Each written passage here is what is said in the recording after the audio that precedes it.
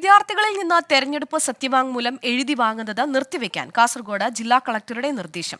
തെരഞ്ഞെടുപ്പ് പ്രചരണത്തിന്റെ ഭാഗമായി രക്ഷിതാവ് വോട്ട് ചെയ്യുമെന്ന് ഉറപ്പുവരുത്താൻ സ്കൂളിൽ വിദ്യാർത്ഥികളെ കൊണ്ട് സത്യവാങ്മൂലം എഴുതി വാങ്ങിക്കുന്ന ബോധവൽക്കരണ പരിപാടിയാണ് പിൻവലിക്കാൻ നിർദ്ദേശം നൽകിയത്.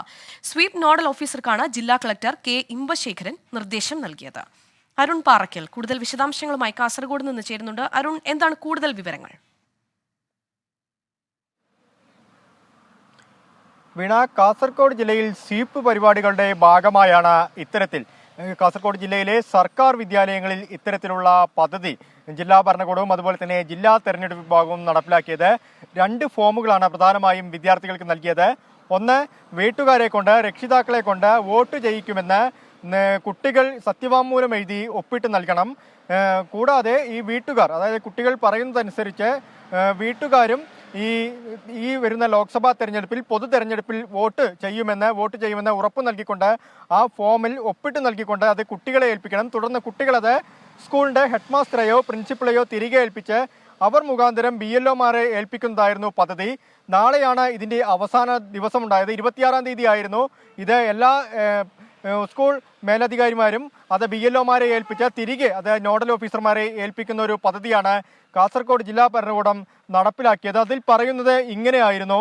അതായത് ഇന്ന സ്കൂളിൽ പഠിക്കുന്ന, ഇന്ന ക്ലാസ്സിൽ, ഇന്ന ഡിവിഷനിൽ പഠിക്കുന്ന ഞാൻ വരാനിരിക്കുന്ന 2024 ലോക്സഭാ തെരഞ്ഞെടുപ്പിൽ വിവേകത്തോടെയും ഉത്തരവാദിത്തത്തോടെയും വോട്ട് ചെയ്യാൻ എൻ്റെ വീട്ടുകാരെ പ്രേരിപ്പിക്കും എന്ന വിദ്യാർത്ഥികൾ എഴുതുന്ന ഒരു സത്യവാങ്മൂലവും, കൂടാതെ രക്ഷിതാക്കൾ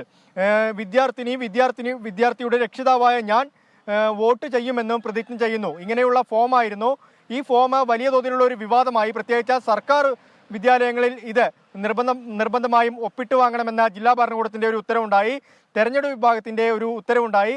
പക്ഷേ തെരഞ്ഞെടുപ്പ് പെരുമാറ്റച്ചട്ടം ലംഘിച്ചുകൊണ്ടാണ് ഇത്തരത്തിലൊരു ഉത്തരവ് പുറത്തിറക്കിയതെന്ന് ആരോപിച്ചുകൊണ്ട് രക്ഷിതാക്കളും അതുപോലെ തന്നെ അധ്യാപകരും ഒരുമിച്ച് രംഗത്ത് വരുന്ന ഒരു സാഹചര്യമുണ്ടായി.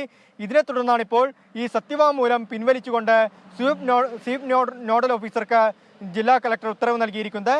എന്തായാലും ജില്ലയിൽ ഇനി ഇത്തരത്തിലുള്ള പരിപാടി നടത്താൻ പാടില്ലെന്ന് ജില്ലാ കളക്ടർ അറിയിച്ചിട്ടുണ്ട്. വീണ, കാസർഗോഡ് നിന്ന് അരുൺ പാറയ്ക്കലാണ് കൂടുതൽ വിശദാംശങ്ങൾ നൽകിയത്.